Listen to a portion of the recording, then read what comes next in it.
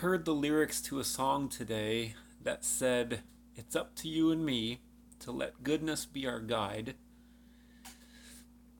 and to follow where it leads." I want you to understand very much why this is dangerous thinking. I know that it sounds good and it seems to make sense, but there is danger in it. So let's dissect it. We'll pull it apart. Basically, three different things it says. The first thing it says is it's up to you and me. So, if life is up to you and me, speaking of the human race, we're sunk. History has proved this again and again and again. As long as there has been human history, humans have proved that when it's up to us, we fail miserably. So, to keep trying to revive that thinking over and over and over just doesn't work. Human beings have limited potential. Yes, we have value. We are incredibly valuable. And I'm not one of those people of faith who devalue the human race. I'm not devaluing the human race. I know that God loves and values the human race very much. I don't like it when I hear that kind of stuff.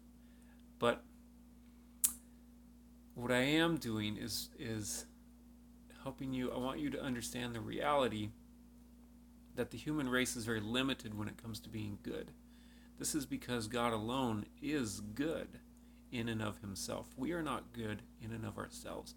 Yes, there's a ton of good people in the world. I fully agree with this. But that goodness came from God in the first place. And so we have to understand that he is the source of all goodness. So if it's up to you and me, yes, we work with God by his goodness.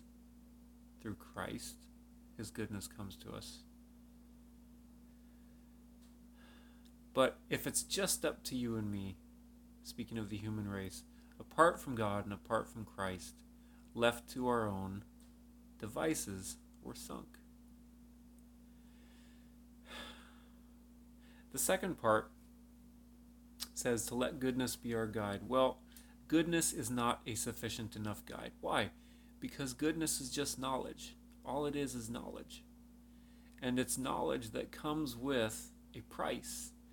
Because to have the knowledge of goodness means that you also have the knowledge of evil. That's the price you pay when it's just knowledge. That is, of course, partaking of the tree of the knowledge of good and evil, which the human race has been doing since the beginning, which caused all the problems in the first place.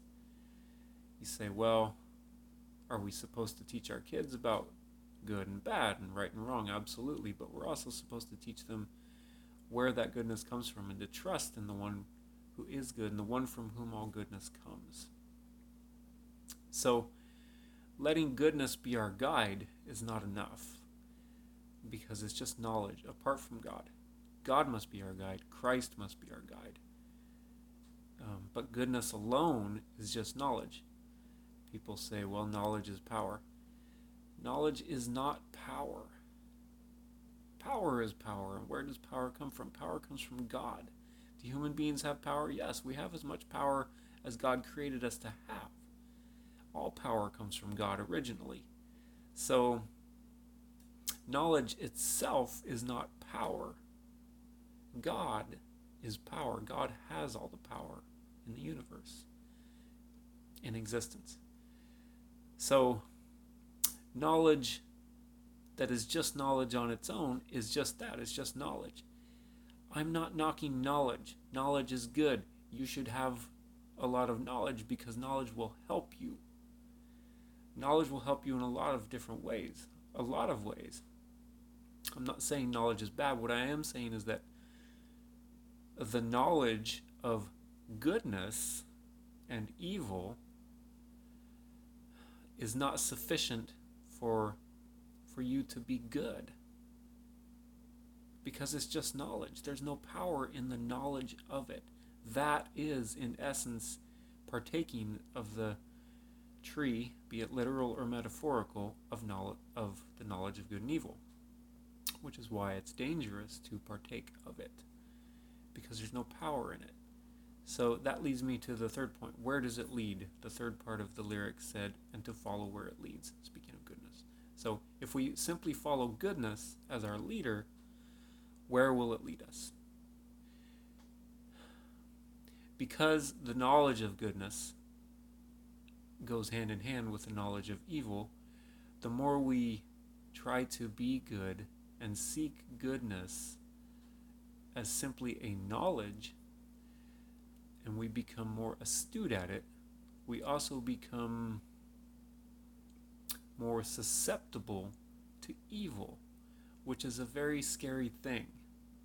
So if you simply study goodness and how to be good on your own, apart from God and apart from the power of Christ, then you make yourself susceptible to evil, and that's not fun. And I don't want you to be susceptible to evil, because that's how people get hurt.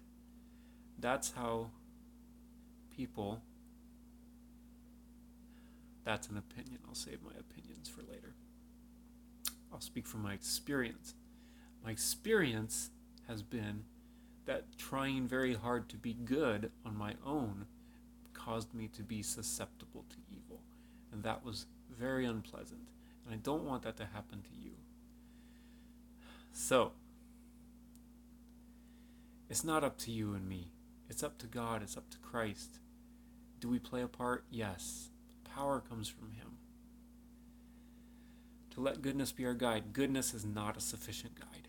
Goodness alone is not a sufficient guide. It's not. God must be our guide.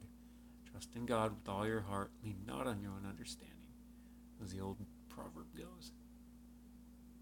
Christ must be our guide. I love the Bible where it says, call no one on earth your leader. Christ is our leader. Can you follow people? Yes, if they're good leaders who know where they're going. But Christ ultimately is our guide. God is our guide. And to follow where it leads. Do we want to follow where goodness leads by itself? No, I don't, because I've done it, and it's highly unpleasant. We're not following where goodness leads. We're following where God leads us. God is our leader. Christ is our leader. There is one who is our leader. That is Christ. Follow where He leads.